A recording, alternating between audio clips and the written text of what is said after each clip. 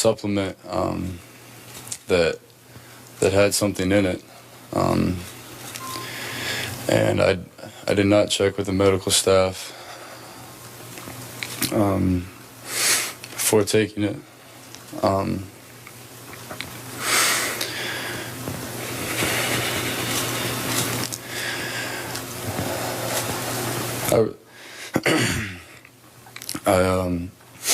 I really hope that that people can learn from this, learn from my mistake, and I'm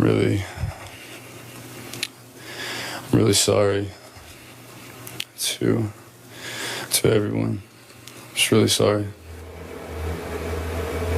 That was Florida starting quarterback Will Grier suspended for 1 year after testing positive for a performance-enhancing drug. And as you just heard, he said he took an over-the-counter supplement. Skip, what's your reaction to that apology?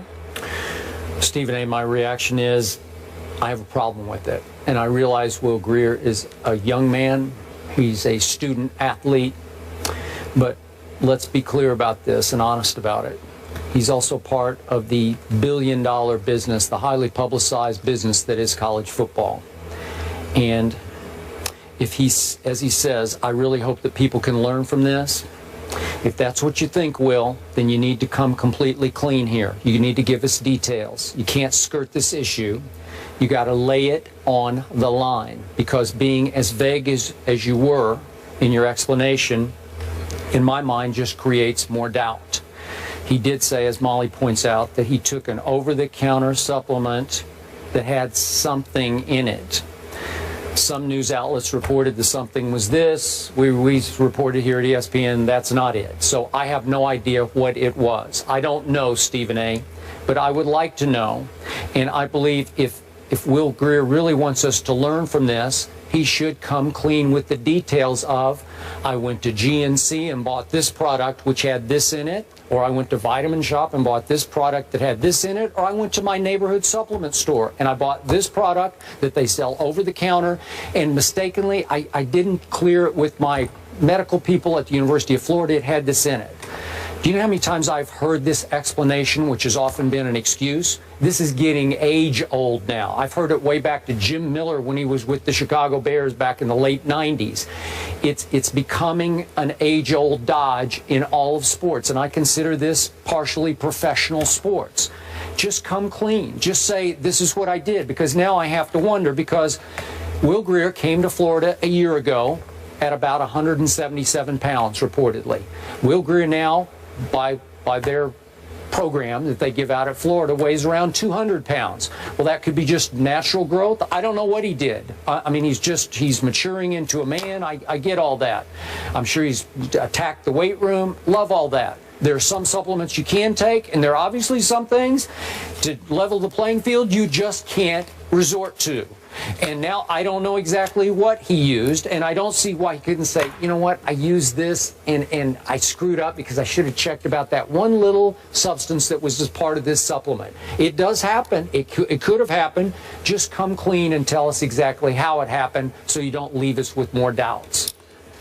I echo your feelings in terms of the details, what you require, what you think he should be more open about it. But I don't have the problem with him that you have. And the reason why I don't have the problem with him that you have is because you consider this partially professional sports.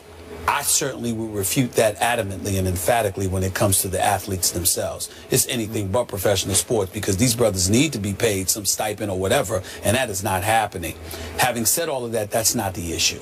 The issue clearly here is deception, because why wouldn't you go to the medical staff at Florida and let them know what the deal is? He made a mistake.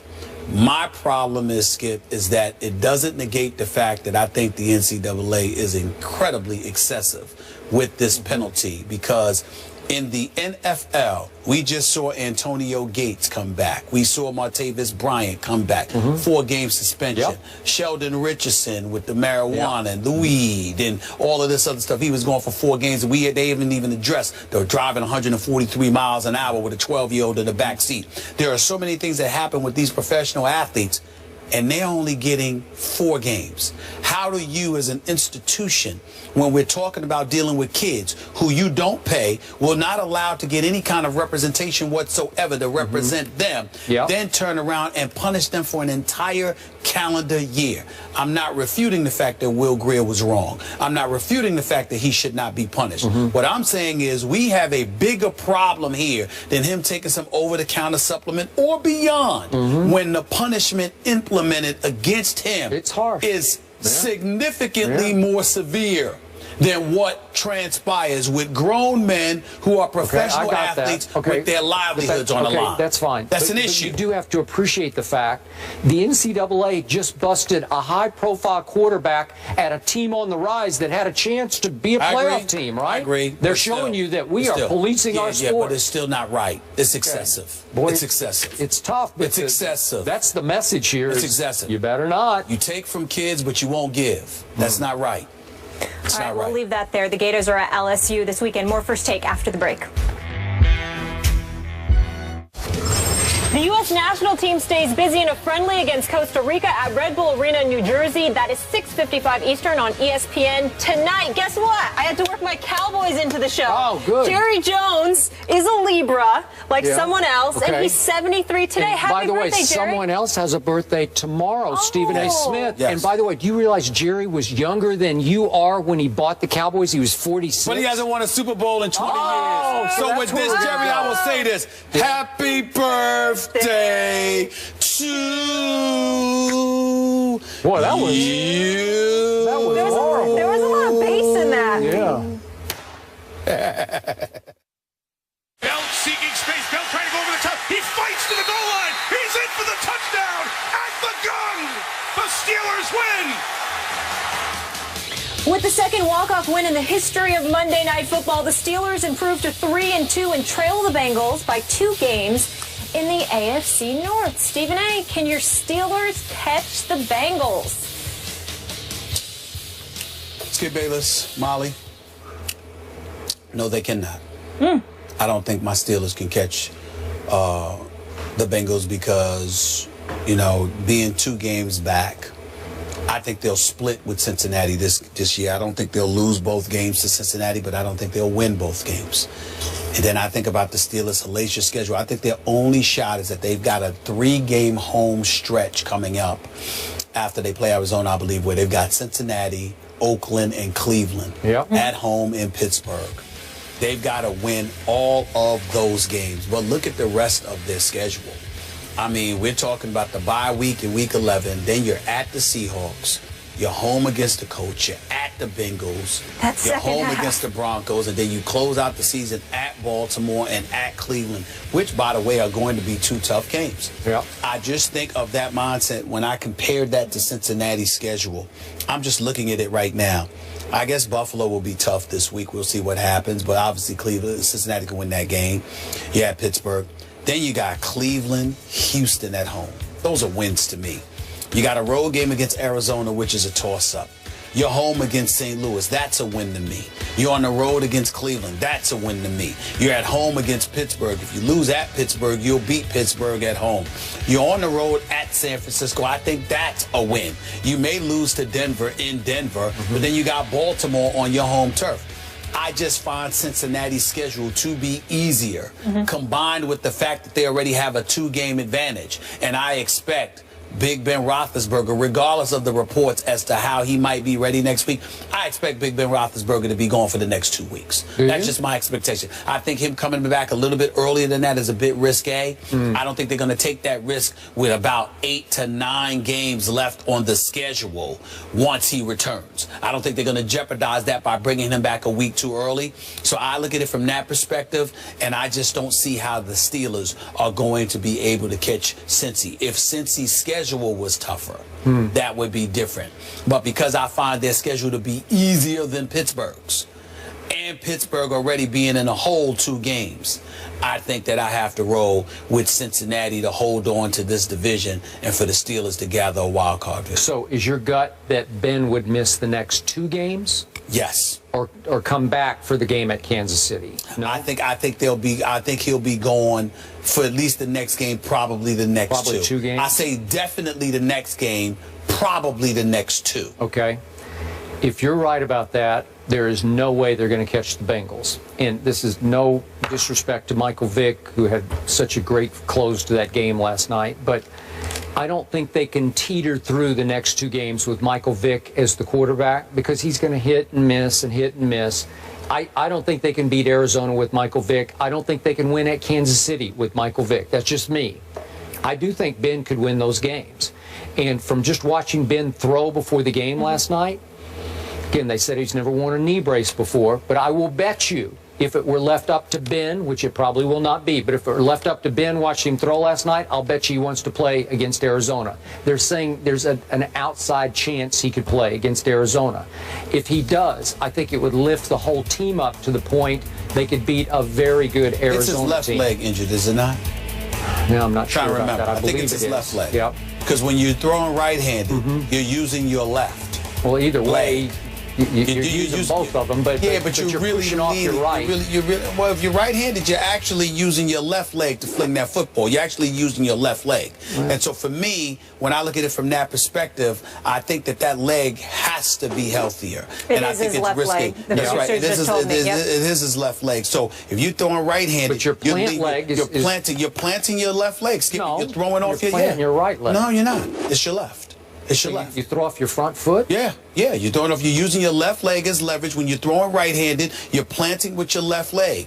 That's what you're doing. But your drive leg is your right leg. But I'm just saying that, okay. yeah. But I'm saying you're planting your left leg. Okay. That leg is very, very important. And I think to rush him back would be incredibly risky. So I don't think they're going to do that. Just get hurt I see the Steelers, like I told you before, that Michael Vick was coming into these 4 games: Baltimore, San Diego, Arizona, Kansas City. I said that they would go 2-2, and I still stand by that.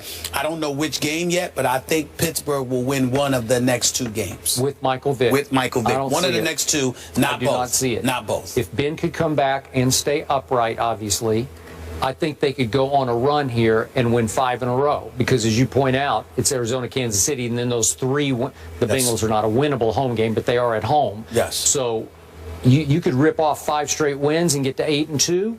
And at that point, listen, that game at Buffalo, if Buffalo ever gets its weapons back, and I don't know what LaShawn's going to do, I don't know what Sammy Watkins is going to do, but they are still an incredibly dangerous team at home as it starts to get a little colder up there. I agree. Tyrod was sensational. Well, I can't worry about the cold. I can't worry about the cold weather, because that's one thing Cincinnati should be accustomed to. I'm with you, but again, is that a tricky game? What if they lost that and then they lost to Ben at Pittsburgh? All of a sudden, we'd be tied. It would change everything. I just don't see the Steelers making up 2 games without Big Ben being in the lineup earlier. I understand what you're saying, but basically where you and I differ is that I don't believe that Big Ben is going to be rushed back. And as much as I respect Cincinnati, as much as I picked Cincinnati to beat your Seahawks this past Sunday, I'm not saying they're invincible, because defensively, they're 10th in points allowed. They're pretty good on defense, but they're not shut down on defense. They're actually 21st in yards allowed. So my point is, I love all their weapons. I love their run game. I love their receiving core, obviously with AJ and Eifert.